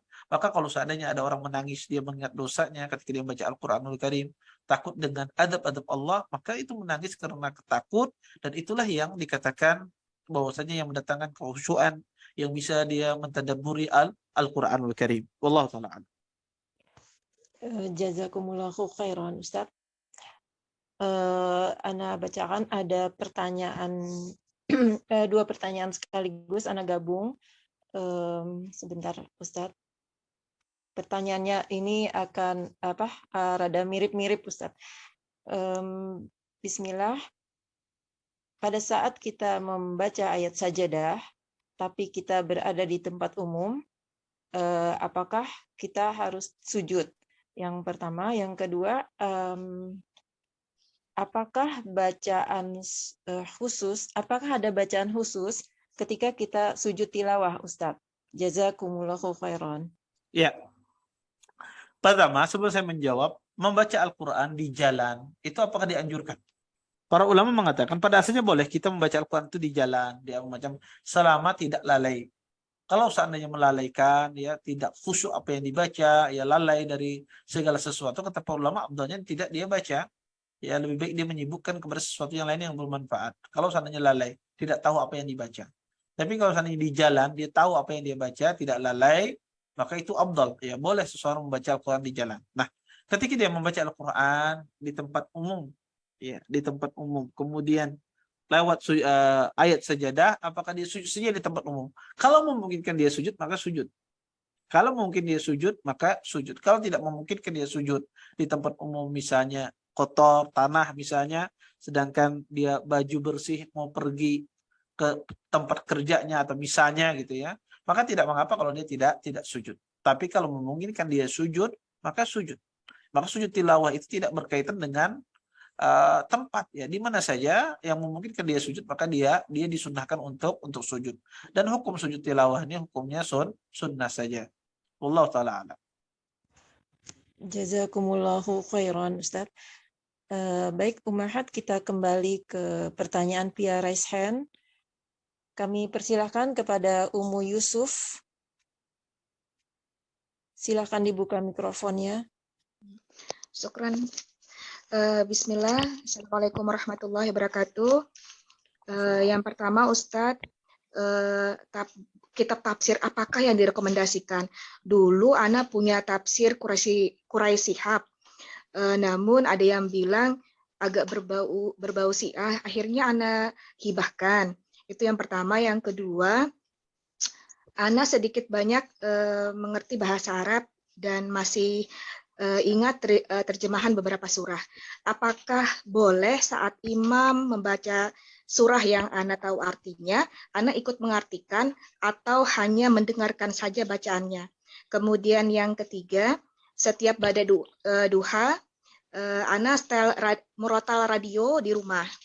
Apakah selama murotal berlangsung, kita tidak boleh berbicara? Itu Ustaz, syukran. Ya. Jazakillah khairan atas pertanyaannya. Pertama, tentang tafsir apa yang direkomendasikan. Sebetulnya banyak. Tetapi yang bagus bagian pian adalah beli tafsir As-Sa'di. Tafsir Karimur Rahman punya Syekh Sa'di. Punya gurunya Syekh Ibnu Utsaimin rahimahullah ta'ala. Ini cuma satu jilid. Anda baca, tidak akan pernah berhenti Anda membacanya. Karena tafsirnya begitu indah. Maka Anda pengen menghatamkan tafsir tersebut. Dan itu tidak mau berhenti kita membaca tafsir itu. Karena sangat indah tafsirnya. Dan itu insya Allah sudah diterjemahkan dalam bahasa Indonesia. Tafsir Karimur Rahman punya Syekh Sa'di, ini tafsir yang luar biasa. Dan ini sangat cocok bagi pemula. Maka Anda baca tafsir ini. Maka Anda ketika membaca buku tafsir ini, insya Allah tidak mau berhenti membaca tafsirnya. Karena sangat indah, penyajiannya luar biasa. Dan saya pun sampai sekarang ya tidak pernah bosan membaca buku tafsir tersebut. Ya. Karena ini tafsir yang singkat, pendek, padat, dan luar biasa. Ya. Kemudian yang kedua adalah masalah mengikuti imam di dalam sholat. Kita menerjemahkan. Ya, tapi kalau yang dimaksudkan menerjemahkan di sini adalah dia tidak menggerakkan mulutnya, tapi memahami apa yang dibaca oleh imam, maka tidak ada masalah. Tapi kalau seandainya menerjemahkan di sini menyibukkan dia dengan terjemah daripada membaca, ini yang keliru.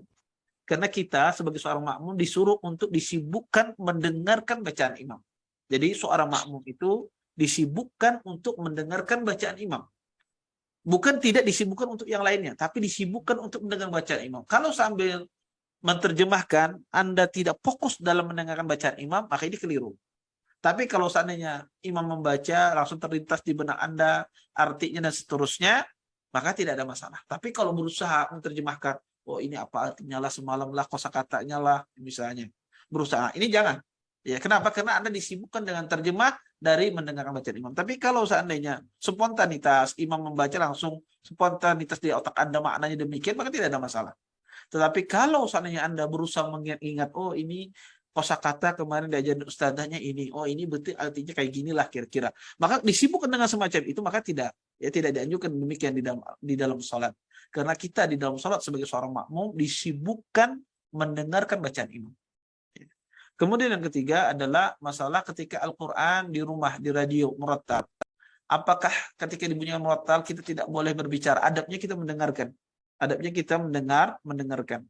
Kecuali dalam konteks Anda misalnya memutar-mutar tersebut, anak-anak juga biar hafal dia. Ketika dia dengar-dengar dia hafal. Ya walaupun dia tidak fokus. Konteksnya agar anak itu sering terdengar di telinga anak-anak, maka tidak ada masalah kondisi semacam ini.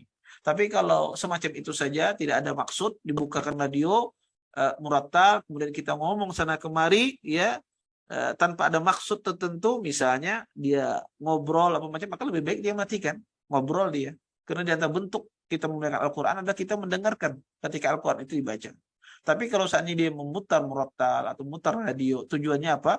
agar ada anak-anaknya, walaupun anaknya tidak fokus tapi anak itu terdengar di telinganya, tujuannya ini, maka tidak ada masalah. Walaupun anak-anaknya mungkin lari ke sana kemari, tujuannya agar anak-anak itu mendengarkan bacaan, atau saya juga masak di dapur walaupun tidak fokus tapi tujuannya agar terdengar di telinga saya, maka tidak ada masalah. Tapi kalau semata-mata tidak ada maksud membuka radio murattal, tidak ada maksud tertentu, dan kita sibuk ngobrol, sibuk ngomong, dicuekin Al-Qur'annya, maka ini jangan. Lebih baik dimatikan, maka Anda fokus terhadap pekerjaan Anda. Wallahu ta'ala alam.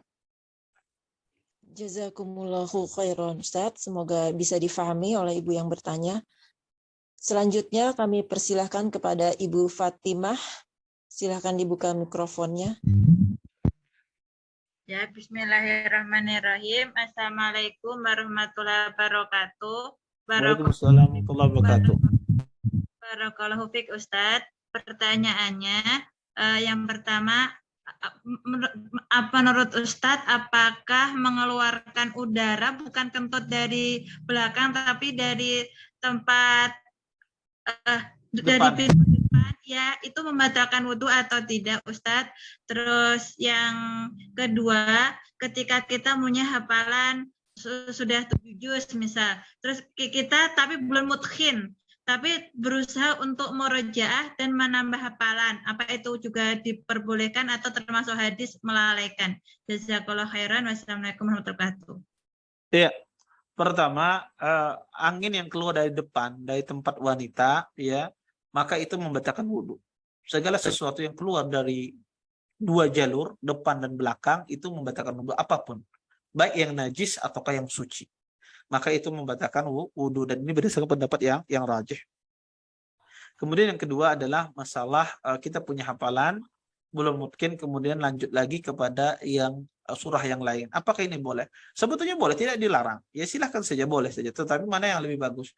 Yang lebih bagusnya adalah Anda mungkinkan hafalan Anda. Jangan berpindah ke hafalan berikutnya sampai Anda hafal. Karena dikatakan orang hafal itu adalah orang yang mutqin. Makanya Ibnu Mahdi, Abdurrahman Ibnu Mahdi ditanya, "Ma huwal hifdz?" Ditanya apa itu hifdz? Apa itu hafalan? Kata beliau, al-itqan. Hafalan itu adalah mutqin.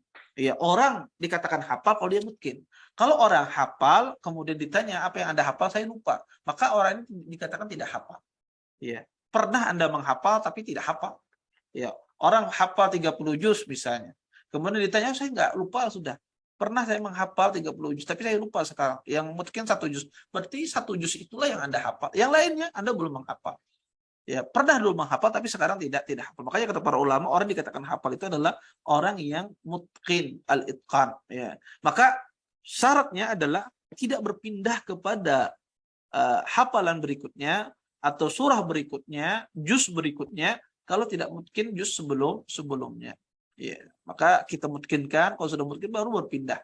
Tetapi Ustaz, saya tidak mutkin, saya ingin berpindah langsung. Boleh tidak? Boleh, tidak berdosa, tidak dilarang.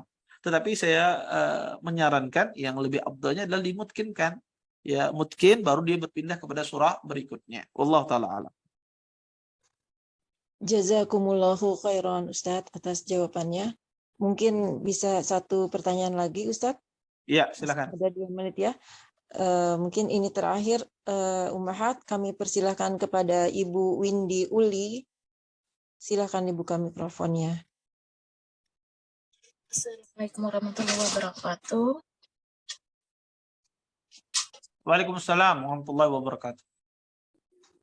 Bismillah Ustadz, Afan, Ana mau menanyakan ketika kita mengajarkan anak-anak pada saat udah di Iqra 4 sampai Iqra 6 itu kan ayat-ayatnya udah lumayan panjang ya Ustadz.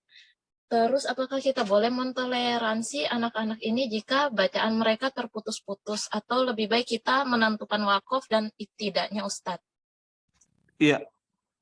Iya. Ya, jazakallahu khairan atas pertanyaannya. Ya, afdalnya adalah ya anak-anak itu jangan dilewatkan sampai dia betul-betul ya membacanya, wakafnya betul-betul diperhatikan, makhraj hurufnya betul-betul diperhatikan, maka jangan dikasih lewat. Ya, jangan dikasih lewat. Karena kalau kita bermudah-mudahan kepada anak-anak itu, maka nanti dia tidak bagus membacanya. Dia tidak bagus membacanya. Maka jangan dikasih lewat sampai betul-betul dia bisa. Ya, sampai betul-betul dia tunaikan. Baik itu wakafnya, matnya, panjangnya, sifat hurufnya, ahkam tajwidnya. Maka betul-betul ya kalau sudah anak itu sudah mulai membaca Al-Quran, jangan membaca Al-Quran menyebut huruf saja, ya huruf hijaiyah saja, maka jangan sampai dikasih lewat kalau sampai dia betul-betul menyebutnya dengan benar. Karena kalau kita biarkan dia lewat, maka lisannya akan terbiasa. Gak apa-apa, dia capek di awal-awal, tapi setelah itu mudah. Ketimbang ya dimudah-mudahkan, maka tidak akan pernah beres-beres, akan lebih susah lagi. Maka di awal-awal susah, tapi nanti ke belakangnya akan mudah. Ya, maka sebetulnya untuk mengajari anak-anak itu jangan digampangkan dia kasih lewat. Ya, jangan dikasih lewat sampai betul-betul dia mantap penyebutannya. Hurufnya pas, dia sebutkan baru kasih lewat. Ya, seperti juga ketika membaca Al-Quran. Ya, maka kalau salah ya sifat hurufnya atau wakafnya misalnya terputus-putus membacanya, ya wakaf dan iftidaknya salah, ya maka ditegur, ya jangan dikasih lewat. Wallahu taala alam. Jazakumullahu khairan Ustadz atas jawabannya. Sepertinya itu tadi pertanyaan terakhir Ustadz. Ummahat wa akhwat, kami memohon maaf banyak sekali masih pertanyaan via chat yang belum bisa kami bacakan pada malam hari ini. Insya Allah kami akan simpan pertanyaan-pertanyaan Antuna dan insya Allah kami akan bacakan di lain kesempatan karena berhubung waktu kita sudah terbatas ya. Kita cukupkan kajian kita pada malam hari ini, Ustadz. Ya. Alhamdulillahilladzi bini'matihi tatimmus sholihat. Semoga kita dapat mengambil faedah dari apa yang telah Ustadz sampaikan dan kita bisa mengamalkannya dalam kehidupan kita sehari-hari. Afwan Ustadz, apakah ada yang mau Ustadz sampaikan lagi mengenai bab Al-Quran? Tidak ada. Ustadz? Cukup, tidak ada. Ya. Jazakumullahu khairan Ustadz atas waktunya, atas ilmu yang telah disampaikan. Jelas insyaallah membawa kebaikan yang bagi kita semua di sini. Kalau Ustaz, terima kasih kepada hari pada kajian malam ini. Jazakumullahu khairan barakallahu fikum.